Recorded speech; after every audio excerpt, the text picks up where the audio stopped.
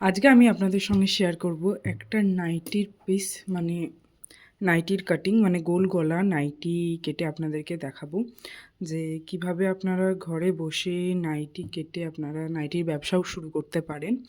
তো সেটাই আজকে আমি আপনাদেরকে ভিডিওর মাধ্যমে দেখাবো। তো এটা আমি একটা নাইটির পিস নিয়ে নিয়েছি যেটা আছে 3 মিটার। তো এই 3 মিটার পিসটাকে আগে আমরা খুলে নেব। খুলে নিয়েছি, এটাকে এরপর আমি 4 ভাঁজ করে নিতেই পাচ্ছেন।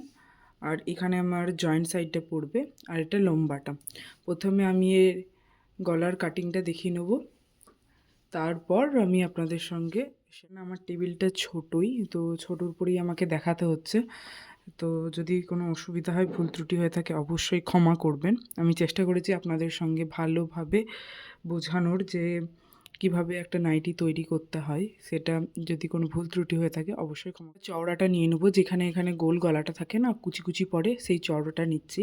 এখানে যেটা বন্ধ সাইড আছে এখান থেকে 9 ইঞ্চিতে একটা দাগ দিয়ে নেবেন।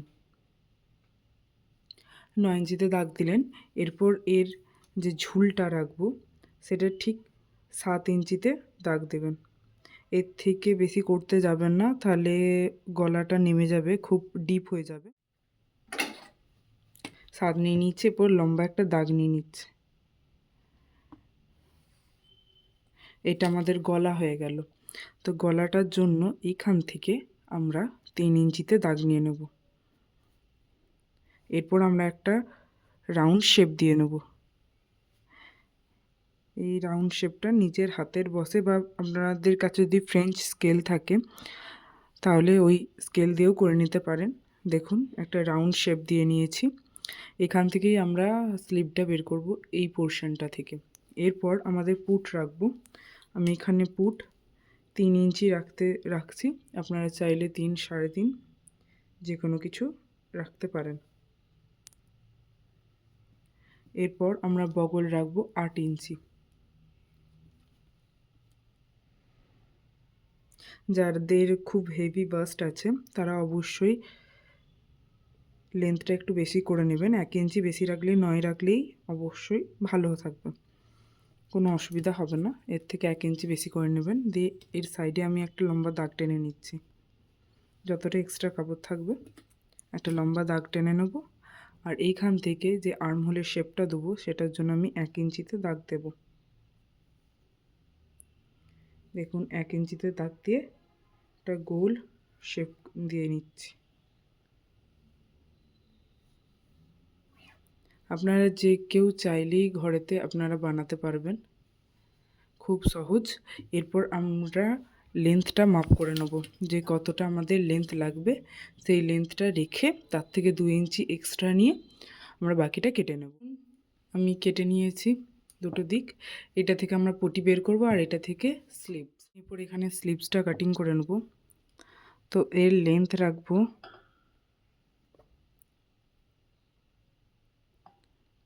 5.5 ইঞ্চি।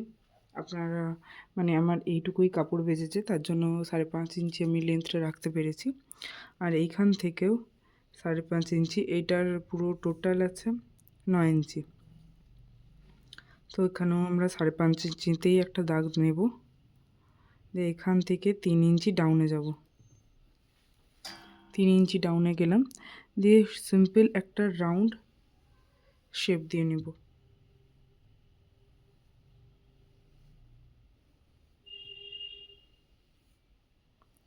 কিচ্ছু প্রবলেম নেই। এরপর এই দাগটাকে সোজা করে নেব। উপর যেমন আছে ঠিক সেরকমই কেটে নেব।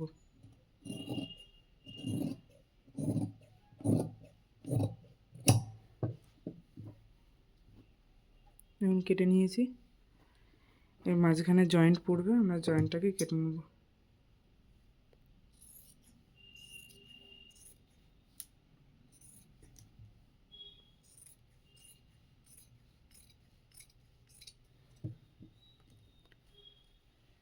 এরপর আমরা তেরছা পট্টি কাটবো। তেরছা পট্টি কাটবার জন্য অবশ্যই এই যে দুটো কাপড় থাকবে, এই কাপড় দুটোকে সমানভাবে রেখে নেব। রেখে নেবার পর আমরা একটা স্কেল নেব। রাফলি আমি একটা এই দিক থেকে নিচ্ছি। রাফলি একটা কর্নার নেব, কর্নার নিয়ে একটা সোজা লাইন টেনে নিচ্ছি।